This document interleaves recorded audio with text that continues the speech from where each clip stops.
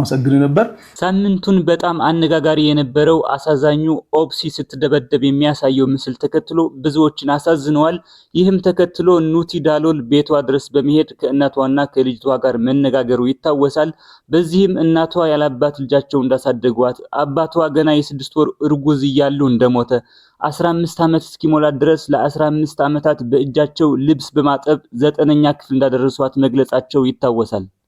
እኛ ኑራችን እኔና እሷ ነን የምንኖረው። ኦኬ አባቴ የላትም። አባቷ እኔ 6 ወር እርጉዝ ሆኜ ነው የሞተበት። ኦኬ ገና ሳትወለድ። እና ራሴ ነኝ በቃ ሰው ቤት እንደዚህ በረንዳ ላይ እያስተኛው ምን እያልኩ ነው ልብስ እያጠብኩ ያሳደኳት።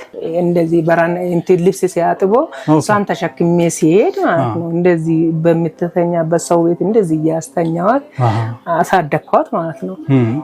እና በቃ እንደዛ ይሄን ነው እነሳና እዚህ ቤት እዚህ ጎረቤት ላይ ነበርና በዛ ሰዓት ነፃ ቤት ውስጥ ነበር የምንኖረው። ኦኬ ስለዚህ ልብስ በማጠብ ነው በዋነኝነት? አዎ ልብስ ነው። አሁንም ልብስ ነው ማጠበው። እንትኑ እኮ አለ በሩ ላይ እኮ ተልጥፈዋል።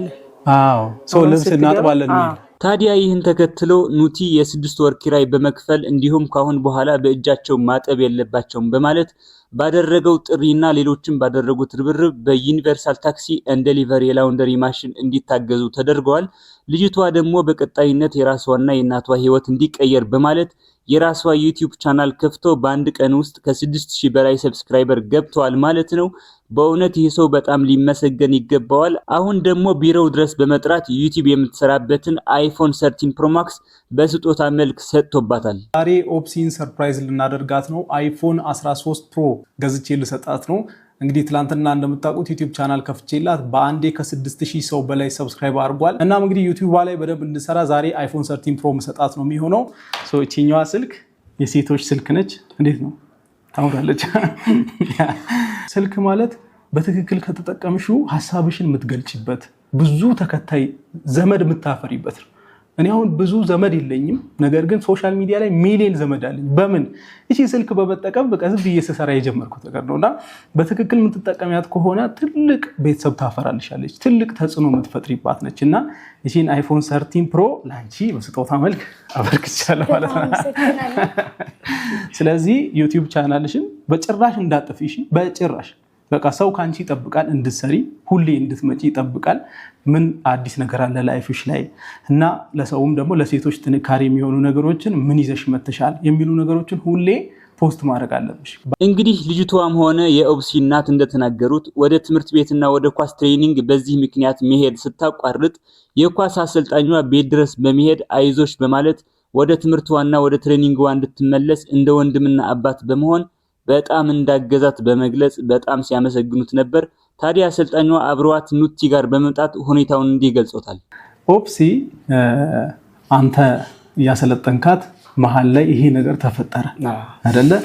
ከዛ በኋላ ትምህርቷንም እግር ኳስ ጨዋታ ቦታም አልሄድም አለችና መጀመሪያ እስቲ ላንተ ምናልባት የነገረች ምክንያት ካለ ለምንድነው ይሄ ነገር ከተፈጠረ በኋላ እግር ኳስም ጋር ትምህርት ቤትም አልሄድም የምትልበት ምክንያቷ ምን ነበር? ይመስለኛል ያው ትምህርት ቤት ውስጥ በጣም ብዙ ተማሪዎች አሉ። ያው ይሄ ነገር ከደረሰባት በኋላ ራሷን ያው ያገለለችው ያው የተፈጠረው ነገር ነው። እሷ ላይ በጣም የተፈጠረው ነገር በጣም አሳስቧት ትምህርት ቤት አልሄድም ስትል ፕሮጀክትም ቀረች፣ ስፖርቱን ቀረች። እቺ ልጅ ለምንድን ነው ማትመጣው ምናምን እያልኩ እኔም እስከ ቤታቸው ድረስ ሄጄ ትምህርቱን ለምንድን ነው ያልመጣሽው፣ ትሬኒንግም ለምንድን ነው ማሰሪው ስላት አይ እኔ ብዙም የደበረኝ ነው ምናምን ስትለኝ አይሆንም እኔ ከጎንሽ ነኝ ብያት ከእናትየው ጋርም ተነጋግረን ትምህርቱንም በደንብ ጠንክረሽ መማር አለብሽ፣ ውጤትሽን ማሻሻል አለብሽ ብያት ፕሮጀክትሽን መስራት አለብሽ፣ ቢያንስ እንኳን ፕሮጀክቱን እንኳን በደንብ ባትመጪ እንኳን ራሱ ትምህርትሽን ፎከስ አርግተሽ በዛ የተነሳሽነት እቺ ልጅ ጥሩ ውጤት አምጥታ ከስፖርቷ ጋር እያያዘች ጥሩ ውጤት 2018 አምጥታ ዛሬ እዚህ ትገኛለች ማለት ነው። ዘር መሬት ውስጥ ሲቀበር ጨለማ ነው። ጭቃ ነው ተጭኖበታል። በዛ ሰዓት ዘሩ ተቀበርኩ ተገደልኩ ብሎ ያስባል። ግን እውነታው ያለውን አይደለም። መሬት ውስጥ መቀበሩ መሞቱ ሳይሆን ከዛ መሬት ውስጥ ወጥቶ ለመለምለምና ፍሬ ለማፍራት የሚደረግ ዝግጅት ነው። እናንተም ዛሬ የምታልፉበት መከራ መሬት ውስጥ እንደተቀበረ ዘር ነው። አትፍሩ። እየተቀበራችሁ ሳይሆን እየተዘጋጃችሁ ነው። ነገ ታላቅ ሰው ለመሆን የሚያስፈልግ ብስለት እየቀሰማችሁ ነው። እስኪ አስቡት፣ ይህች ልጅ ፈጣሪ ታሪኳን ሊቀይረው ሲፈልግ የደረሰባት ድብደባና ንቀት ሁሉም ለበጎ ነው።